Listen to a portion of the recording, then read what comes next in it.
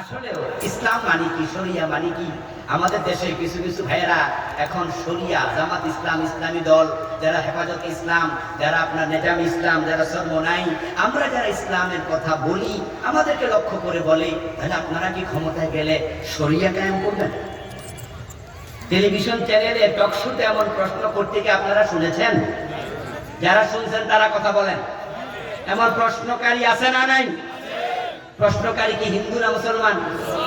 দেখেন, আমি দেখলাম কয়েকদিন আগে ব্যারিস্টার শিশির মনির, উনি হাইকোর্টের একজন বড় আইনজীবী, একটি টেলিভিশন টক শুধু ওনাকে প্রশ্ন করতেছে একজন বোন উপস্থাপিকা, যে আপনারা ক্ষমতায় গেলে কি শরিয়া কায়েম করবেন?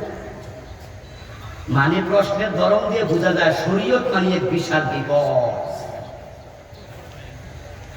আপনাদের কাছে আমি প্রশ্ন করব, দল টল বাদ দেন, আল্লাহর জন্য কথা বলেন, শরীয়ত কি বিপদ না রহমত? যারা বলেন না তারাও বলেন বিপদ মনে হলে বিপদ বলেন, আপনার ইচ্ছা, চুপ থাকবেন না, দয়া করে কথা বলেন, শরীয়ত বিপদ না রহমত? কিন্তু প্রশ্নকারী বুঝাচ্ছে শরীয়ত একটা উপায় নেই, আমাদেরকে ভুলভাবে উপস্থাপন করা। বলা হচ্ছে ইসলাম আসলে চোর ধরে হাত কেটে দেবে, শাস্তে কাম, হাত কেটে দেবে, হাত কেটে দেবে, কি কথা রে বাবা? আচ্ছা ভাই, হাত কি আপনার কাটবে? তা আপনার টেনশন কেন? ওটা নিয়ে আপনি চোখ করছেন কেন? হাত তো কাটবে চোরে, আপনি টেনশন করা প্রমাণ করে নিশ্চয় আপনিও চোর, অথবা চোর লালনকারী বা চোরের খালাতো ভাই।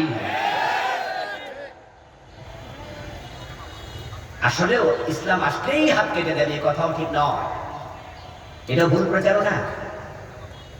ইসলামী সরকার আসার পরে আল্লাহ হাত কাটতে বলবেনও না। আল্লাহ বলেছেন আল্লাযীনা ইন মাক্কান্নাহুম আকামুস সালাহ ওয়া আতাউয যাকাহ ওয়া আমারু বিল মা'রুফ ওয়া নাহাউ আনিল মুনকার। ইসলাম আসলে প্রথমে হবে চারটা কাজ। এক নম্বরে নামাজ কায়েম করবে, দুই নম্বরে যাকাত আদায়ের কথা বলবে, তিন নম্বরে দেয়া সৎ কাজ, অসৎ কাজ এগুলো আসবে। চুরি একটা অসৎ কাজ, এটার বাধা হলো চার নম্বরে। দ্বিতীয় হচ্ছে যাকাত। যাকাত ভিত্তিক অর্থ ব্যবস্থা চালু হলে দেশে আর চুরি করা লাগবে না। ইসলামী সরকারের নেতারা ওমরের মতো কাঁধে আটার বস্তা লইয়া গরিবের বাড়িতে চলে যাবে।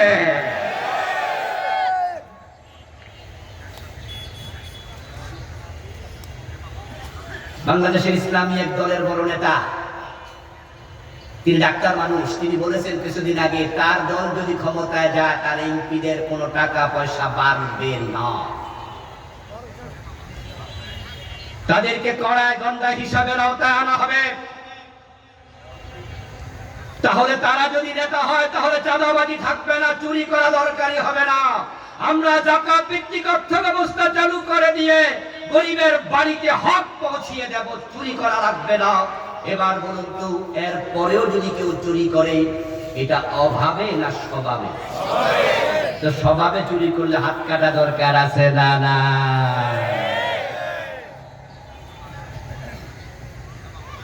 আমার বন্ধু, যাকাত ভিত্তিক অর্থ ব্যবস্থা যদি চালু হয়ে যায়, বাংলাদেশকে দারিদ্র মুক্ত করতে 2 যুগ লাগবে না। মাদক, আরে মাদক নির্মূল করতে তো 6 মাসও লাগবে না। আপনাদের কাছে আমার প্রশ্ন, সহজ সরল প্রশ্ন, জবাব দিন। যারা মদ খায় তারা কি পেটের ক্ষুধার কারণে মদ খায়? হ্যাঁ কয় না কেন জোরে? ক্ষুধার কারণে মদ খায়? তাহলে মদ কেউ ক্ষুধার কারণে খায় না, যে হুজুর এমন ক্ষুধা লাগছে খাওয়ার কিছু খাইনি তাই মদটা খায়। আচ্ছা, যারা মদ খায় তাদেরকে কেউ মদ খেতে বাধ্য করে? যে হুজুর লাঠি ধরছিল, মদ না খাইলে বলছে মাথাটা গেলাম ডরে খাইছি না। মদ যারা খায় তারা শুধু শুধু মদ খায়, শুধু শুধু খাও, শয়তান খায়, নফসের তাড়ি করে। বাংলাদেশের সীমানায় আমি যেটুকু জানি কোন হেরোইনের ফ্যাক্টরি নাই। বাংলাদেশের সীমানায় কোন ইয়াবার উৎপাদন হয় না। যত ইয়াবা বাংলাদেশে আসে তা ভারত এবং মায়ানমার থেকে আসে। যত হেরোইন বাংলাদেশে আসে সব সীমান্ত দিয়ে বাংলাদেশে আসে। যত ফেন্সিডিল আছে সব ইন্ডিয়া অথবা অন্য দেশ থেকে আসে। এই দেশে মাদকের ফ্যাক্টরি নাই, ইয়াবা তৈরি হয় না, হেরোইন তৈরি হয় না, আফিম তৈরি হয় না, ফেন্সিডিল তৈরি হয় না। এগুলো বিদেশ থেকে কারা আনে, কারা ব্যবসা করে, পুলিশ সবার নাম জানে, তালিকা জানে। আমরা প্রশাসনকে ইসলাম কায়েমের পরে বলে দেব, সময় দিলাম 6 মাস।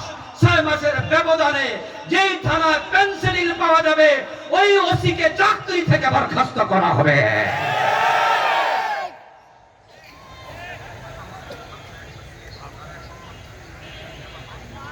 এখন বলবেন যারা খায়, আরে ভাই যদি এগুলো চালান বন্ধ হয়ে যায়, যারা খাইতে চায় তারা আর খাইতেও পারবে না। আমাদের বাংলাদেশে গার্লস কলেজ আছে, গার্লস স্কুল আছে। আপনাদের রাজশাহীতে আছে না মহিলা কলেজ, মহিলা স্কুল? দেখবেন যে মহিলা কলেজ, মহিলা স্কুল ছুটি হলে মাঝে মাঝে কলেজের পাশে কিছু গোলাপান হাতে এমনি ধরে খাড়াই থাকে, ইয়াতিমের মতো। মানে হে তাকায় তাকায় দেখে এক একটা মেয়ে কত সুন্দরী, দেখতে কত মজা লাগতেছে। তা নাউযুবিল্লাহ। এই লোকটাই কয়েকদিন পরে সৌদি আরবে চাকরি করতে চলে গেল।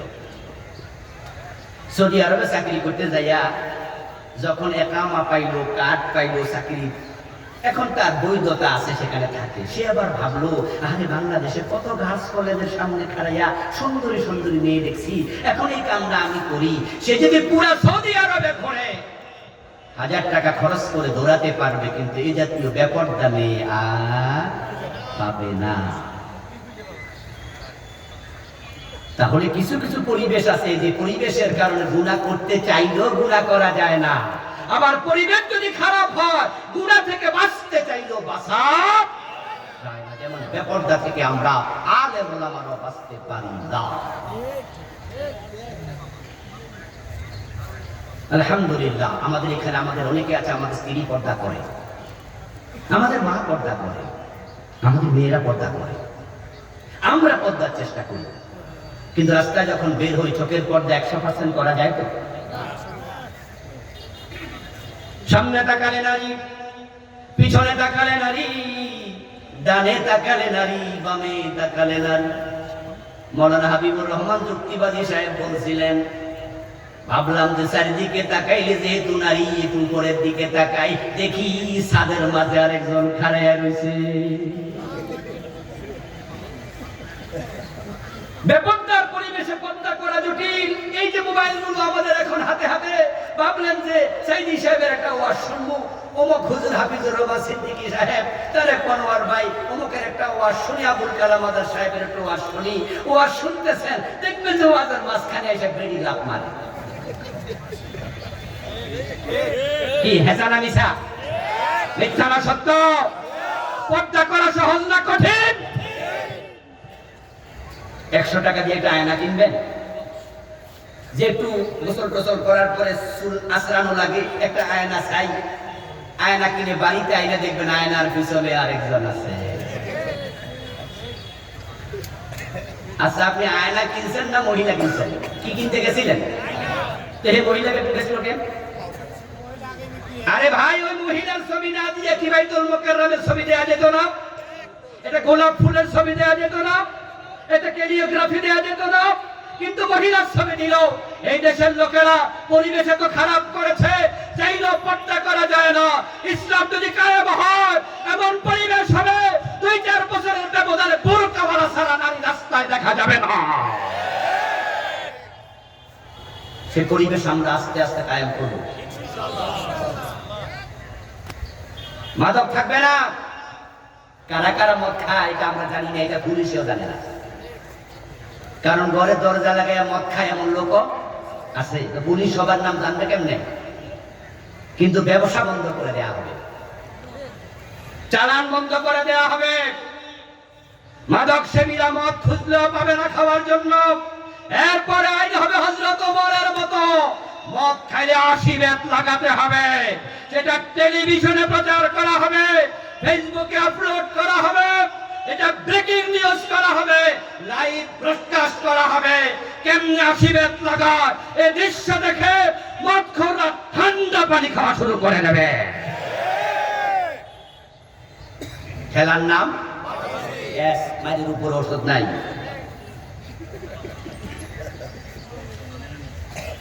এই জন্য ইসলামের বিধানগুলো খুব সুন্দর এবং সাইকোলজিক্যাল, খুবই সাইন্টিফিক। আপনি ইসলামে দেখবেন যে জেল দেও এরকম বিধান খুব একটা নাই। শুধুমাত্র জেনার শাস্তির ব্যাপারে অবিবাহিত হলে 100 বেত দাও, ইমাম শাফি বলছে সাথে 1 বছরের কারাদণ্ড, জেল দাও। ইমাম আবু হানিফা বলছে জেল তেল নাই, 100 বেত দাও। চুরি করেছে হাত কেটে দাও, ডাকাতি করেছে ছুলে দাও, মদ পান করেছে 80 বেত লাগাও। কারণটা কি? কারণটা কি? জেল নাই কেন? সুবহানাল্লাহ। আমি একটি কামেল মাদ্রাসা পড়াই, তাফসীরে জালালাইন পড়াচ্ছি 2001 থেকে। এখন 2000 কত? 25 বা 24 বছর। আলহামদুলিল্লাহ। 2003 থেকে কামেল মাদ্রাসা মুহাদ্দিস করি। এর আগে একটি ফাজিল মাদ্রাসা লেকচারার ছিলাম। ওখান থেকে তাফসীর জালালাইন পড়াই, সূরা নূর পড়াই, বিভিন্ন সূরার সাথে সূরা আছে। আমি আমার স্টুডেন্টদেরকে বলি, দেখো ইসলাম কত সাইন্টিফিক। আমাদের দেশে ডক্টর কামাল মিয়ারা পাশ্চাত্যের আইন ধার আনছে যে চুরি করলে জেলে দাও, 6 মাস জেল, 1 বছর জেল, 2 বছর, 5 বছর জেল। ইসলাম বলছে না, তার হাতটা কেটে দাও। আমাদের দেশের আইনটা দেখো কত দুর্বল। আচ্ছা, আপনাদের কাছে আমার প্রশ্ন, যে লোকটা চুরি করছে স্বভাবে অভাবে নয়, তার হাত কাটার বিধান ইসলামে আছে, আমরা বলছি না তাকে জেলে দাও, তাকে 6 মাস জেলে দিলেন। যেই লোকটা চোর, সে ভালো মানুষ না খারাপ মানুষ? খারাপ মানুষ, তাকে দিলেন জেলে। জেলের মাঝে খাবার কয় বেলা? এই জেল খাচ্ছেন যারা, এরা কম। যারা খাটেন নাই শুনছেন তারা বলুন, কমপক্ষে 2 বার খাবার আছে কিনা? 3 বেলাই দেয়, তো 2 বার বন্টন করে, আরেক বেলা রাইখা রাইখা খায়। 3 বেলাই খাবার দেয়। ও রাজশাহীতে 3 বেলাই দেয়। আচ্ছা, 3 বেলা যে খাবার দিল সরকারে 6 মাস, এর থেকে বিল নিছে সরকারে কত টাকা? দিছে না মাগনা? কথা বলে না কেন ভাইয়া? থাকার জন্য ঘর আছে না নাই? ঘর ভাড়া দিছে না মাগনা? বিদ্যুতের বিল আছে কি নাই? বিদ্যুৎ কি মাগনা? গোসল করার পানি লাগে নাই? পানির বিল দিছে? আচ্ছা, এগুলো কি এমনি এমনি আইছে না এর পিছনে খরচ হয়েছে? তো টাকা সরকার পাইল কই? আপনার আমার ট্যাক্সের টাকা, আমাদের ভেটের টাকা। এবার আপনারা বলুন যে আপনি সরকারকে ট্যাক্স দেন, সোরের বইয়া বইয়া হয়তো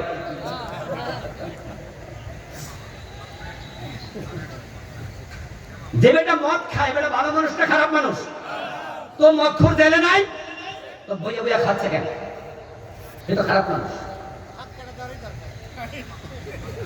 যে বেটার একটা মেয়েটা দর্শন করছে, দর্শন করে আসে, 2 বছর জেলখানায় আছে, ওই দর্শনকারী ভালো মানুষ না খারাপ মানুষ? তো খারাপ রে মাগনা খাওয়ান কেন? আমরা তো আমাদের টাকা দিয়ে চোরকে পালতে বলি নাই, আমাদের টাকা দিয়া ডাকাতকে পালতে বলি নাই, আমাদের টাকা দিয়া জেনাকারী মদখোরকে পালতে বলি নাই। এই জন্য ইসলামের বিধান হলো চুরি করলে হাত কেটে দাও, খরচ হবে না, বরং খরচ বেঁচে যাবে। হাত কাটা একটা চোর দেখে অন্য চোরেরা তারের মতো সোজা হয়ে যাবে।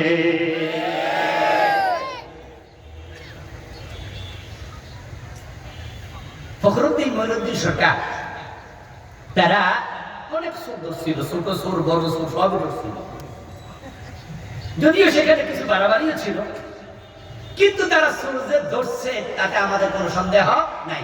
অনেক সুন্দর ছিল, ধরে ধরে জেলে দিচ্ছে, ওরা সারা পাইয়া গেছে। এখন সারা পাইয়া ওই আমলে কেউ মন্ত্রী হয়েছে, এমপি হয়েছে, আবার কেউ কেউ মুখে তেল দিচ্ছে সামনের আমলে মন্ত্রী হবে। অথচ ফখরুদ্দিন তারে ধইরা জেলে দিছিল 5 মাস, 6 মাস, 1 বছর, 5 বছর, 10 বছর সে জেল খাটছে রাষ্ট্রের টাকা চুরি করার অপরাধে। এখন ওই চোর এমপি মন্ত্রী। আবার আমার আর আপনার সাহস নেই তাকে চোর বলবো, বরং যদি আপনি তাকে চোর বলেন উনি আপনার ঠেঙ্গানি মারবে। হতে পারে ক্ষেত্র বিশেষ আপনার বিরুদ্ধে মানহানির মামলাও। অ্যাডভোকেট আপনাকে বলবে, ভাইজান আপনি এত বড় এমপিকে চোর বললেন এত মানুষের সামনে, আপনার বিরুদ্ধে মামলা তো হবেই। এখন আপনি বলেন যে সে চোর, প্রমাণ কি? প্রমাণ দেন। প্রমাণ তো আপনার কাছে নাই, প্রমাণ তো মঈনুদ্দিনের কাছে, ফখরুদ্দিনের কাছে, তারা তো আমেরিকায় চলে গেছে। কি প্রমাণ দেবেন? উল্টা চোর বলাতে আপনি অপরাধী, আপনার 6 মাস জেল হবে। কিন্তু যদি জেল না দিয়ে হাত কেটে দিত, তাহলে প্রমাণ আমাদের দেয়া লাগতো না, চিরদিন প্রমাণ নিজে বহন করা লাগতো। 5টা এমপি, 4-5টা মন্ত্রী, 10-5টা সচিব, আমলা, চোরগুলো হাত যদি কেটে দিত, আগামী 50 বছর কোন আমলা, কোন নেতা ডরে চুরি করতো না। দিন কায়েম তখনই হবে যখন আল্লাহর কোরআনটাকে আমরা সংবিধান বানাবো। নবীজি মুহাম্মদ সাল্লাল্লাহু আলাইহি ওয়াসাল্লাম মক্কায় 13 বছর ছিলেন, কিন্তু মক্কায় দিন তিনি কায়েম করতে পারেন নাই। কারণ মক্কার সংসদ ভবন দারুন নাদওয়াতে আবু জেহেলরা প্রিয় নবীকে কোরআন নিয়ে ঢুকতে দেয় নাই। তারা আইন করেছিল, লা তাসমাউ লিহাদাল কুরআন ওয়ালগাউ ফীহি লাআল্লাকুম তাগলিবুন। মক্কার সংসদে তারা আইন করেছে যে কোরআন শোনা যাবে না। ওয়ালগাউ ফীহি, কোরআন যেখানে শোনানো হবে সেখানে গন্ডগোল লাগাও, 144 জারি করো। আবু জেহেলরা যে আইন করছিল, গত 17-15 বছরে আমরা এটাই বাংলাদেশে বাস্তবায়ন করতে দেখেছি। আর এক নতুন আবু জেহেলেরা কোরআনের মাহফিলে কত সুয়াল নিয়ে যারা হচ্ছে। একটা মাহফিলের অনুমতির জন্য পায়ের তলা ক্ষয় হয়ে যায়। যেমন আমাদের গোলামী ভাইয়ের আজকে যে এখানে মাহফিল করছে, এখানে কি মাহফিলের জন্য লিখিত দরখাস্ত ডিসির কাছে, কেউলোর কাছে, ওসির কাছে, নেতার কাছে, খেতার কাছে যাওয়া লাগছে? কিন্তু আগের যুগে ওরে বাবা রে বাবা। তারপরে আবার বক্তাকে, ইয়েস জাকির ভাই ঠিক কথা বলেছে, আপনাদের ছাপাইতে আমার মাহফিল। নরমালি আমি দূরে মাহফিল দিই না, আপনাদের এখানে তো আমি খুব একটা আসি না। রাজশাহীতে 2-4টা মাহফিল করি, এবারও রুলামি ধরছি বিদায় দিয়েছি। দূরের প্রোগ্রাম আমি করি না। সাপাইতে মাহফিল কে জানি খুব ধরছিল, দিছি 2017-18 হতে পারে। আমাকে একবার মাহফিল কমিটি ফোন দিয়ে বলতেছে, হুজুর আপনার আইডি কার্ডটা একটু হোয়াটসঅ্যাপে পাঠান। তো আমি তখন বললাম যে আইডি কার্ড হোয়াটসঅ্যাপে কেন? বললো না, ডিসি সাহেবের পক্ষ থেকে বলছে যে কোন হুজুর উনার আইডি কার্ডটা সব পাঠাও, ঠিকানা যা আছে। আমি মুখের উপর বলে দিলাম, তোমার চাপাই মাহফিল ক্যান্সেল। ওখানে আমি চাকরির ইন্টারভিউ দিতে যাব না, যে আমার ঠিকানা দিয়ে তারপরে মাহফিল করতে হবে। চাপাইতে গেলাম না। প্রিয় ভাইরা, মাহফিল আমি ক্যান্সেল করে দিয়েছিলাম। অমুক বক্তা আসতে পারবে, তমুক বক্তা আসতে পারবে না। এই জমিনটা তোমার বাপ দাদার না, জমিন 20 কোটি মুসলমানের। অন্যায় করেছো, সীমালঙ্ঘন করেছো, আল্লাহ তোমাদেরকে দেশে থাকতে দেয় নাই, দুপুরের ভাত খেয়ে পালানোর সুযোগ পাও নাই।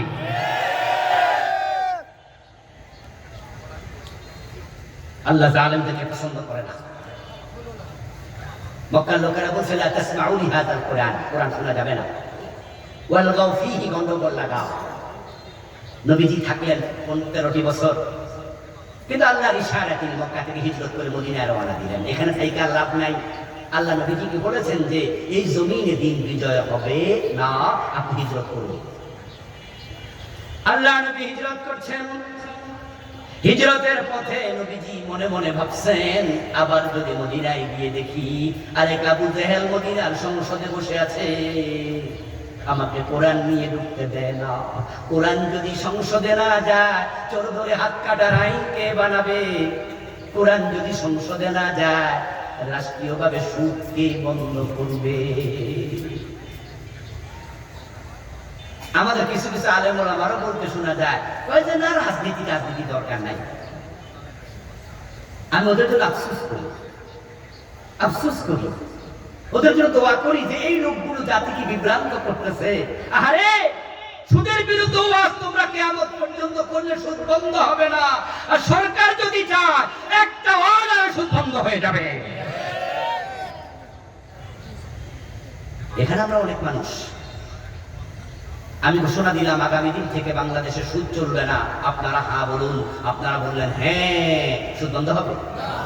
আর সংসদে 151 জন এমপি যদি সুদের বিপক্ষে একবার বলে, সুদ বন্ধ হয়ে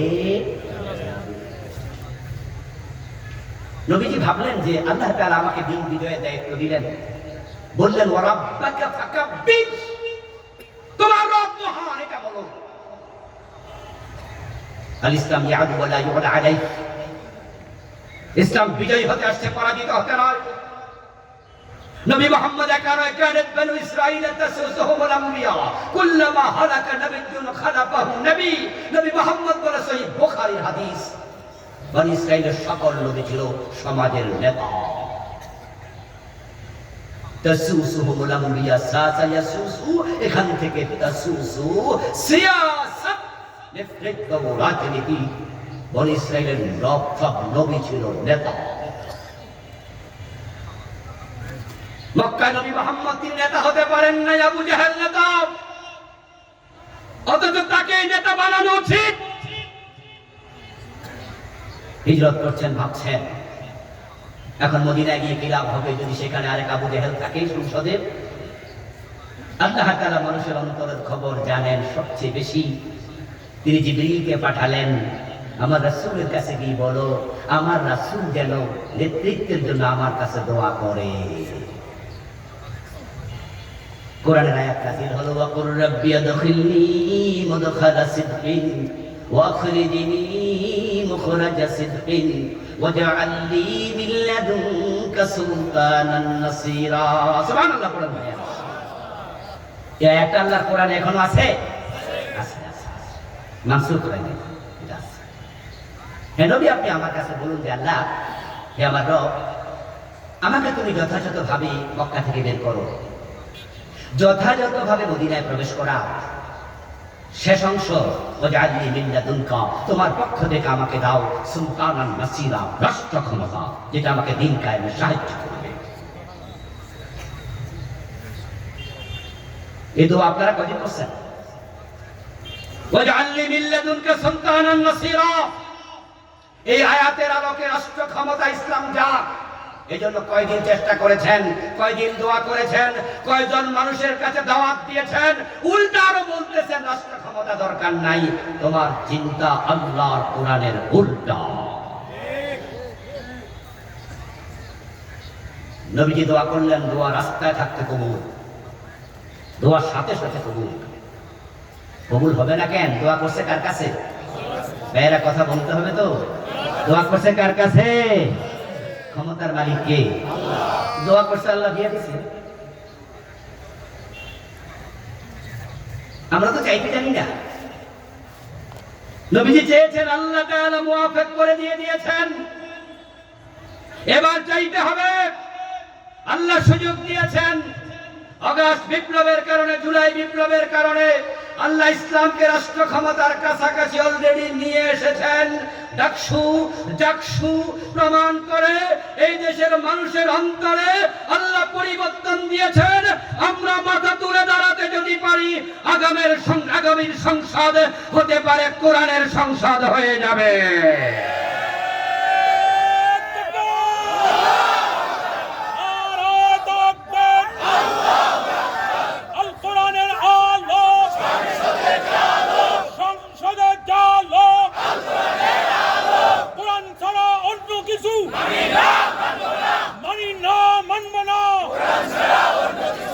প্রিয় ভাইরা, লক্ষণ ভালো। হাদিসে পাওয়া যায় মানুষের অন্তর আল্লাহ দুই আঙ্গুলের মাঝখানে। আল্লাহ যেদিকে চায় সেদিকে ফিরিয়ে দেন। নবীজি রাস্তায় দোয়া করলেন হিজরতের পথে, মদিনার লোকদের অন্তর আল্লাহ ফিরিয়ে দিয়েছে ইসলামের দিকে। হিজরত করে মদিনায় পৌঁছতে দেরি, আউস খাজরাজ বনু নজির বনু কুরাইজা বনু কায়নুকা মদিনার সকল মানুষ একসাথ হয়ে একত্রে নবীজিকে মদিনার প্রেসিডেন্ট বানায় দিলেন। নবীজিকে জোর করে প্রেসিডেন্ট ছিলেন? তারা একসাথ হয়ে বসে বলল, আপনি তালা আল বদরু আলাইনা মিন সানিয়াতিল বিদা ওয়াজাবা শুকরু আলাইনা মাদা বিল্লাহিদা। তারা একসাথ হয়েছে। নবীজিকে মদিনার প্রেসিডেন্ট বানিয়ে দিলেন। আলহামদুলিল্লাহ। আল্লাহ তাআলা আকাশ বিপ্লবের পর আমাদেরকেও সেই ইঙ্গিত করছেন। ইসলামী দলগুলো 54 বছরের বাংলাদেশে কখনো ক্ষমতার এত কাছাকাছি আসতে পারে নাই। আলহামদুলিল্লাহ। পৃথিবীর অন্য দেশ এখন তারাও ইসলাম ওয়ালাদের সাথে বন্ধুত্ব করতে চায়। বিভিন্ন দেশের রাষ্ট্রদূতরা এসে ইসলাম ওয়ালাদের সাথে মিটিং করে, তারা বুঝাচ্ছে তোমরা মাথা তুলে দাঁড়াও। তাদের অন্তর হয়তো আল্লাহ ইসলামের দিকে ঝুঁকিয়ে দিচ্ছে।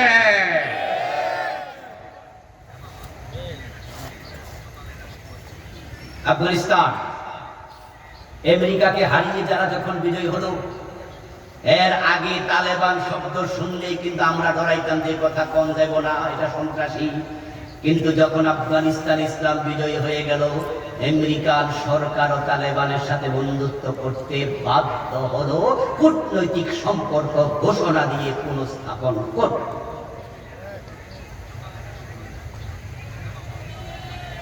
আমরা 4 নম্বরে ছিলাম 54 বছর। 1 নাম্বার 2 নাম্বারে বড় বড় দুটা দল, হয়তো কখনো 1 নম্বরে ওরা, 2 নম্বরে ওরা, অথবা 2 নম্বরে ওরা, 1 নম্বরে ওরা। 3 নম্বরে ছিল রংপুরের দল, চাচার পার্টি। আর আমরা ইসলাম ওলারা হলো 4 নাম্বার। কিন্তু জুলাইয়ের বিপ্লবের কারণে ফ্যাসিস্ট সরকার আন্ডা বাচ্চা সহ পালিয়ে যেতে বাধ্য হয়েছে। এখন তাদের নাম নেয়ার শহর বাংলাদেশে কারণাই রংপুরের দল তাদের সাথে একসাথে চুপসে গেছে। আমাদের কাল্লা 4 নম্বর থেকে 2 নম্বরে নিয়ে এসেছে। মাথা তুলে দাঁড়াতে পারলে ইসলাম ওনারা একমত একসাথ হয়ে গেলে এবার ইসলাম ক্ষমতায় চলে যাবে।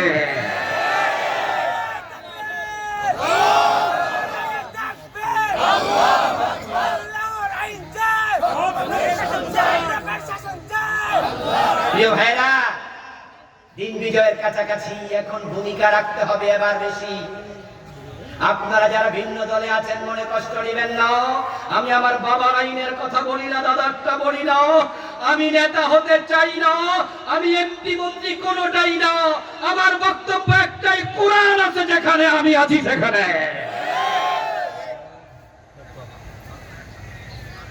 দেশটা 92% মুসলমানের। দল যে আসুক আসুক আমার আপত্তি নেই, কিন্তু কোরআন দিয়ে চালাতে হবে। আর কোরআন দিয়ে যদি আমাদের বড় বড় দলগুলো বলে যে আমরা কোরআনের বিজয় চাই, আমরা কোরআন কায়েম করতে চাই, আমাদের আলেমদের আলাদা দল লাগবে না, আমরা তোমাদের দলে চলে যাব। কিন্তু তোমরা বলবে যে আমরা শরিয়া আইনে বিশ্বাস করি না, এটা তো চলবে না,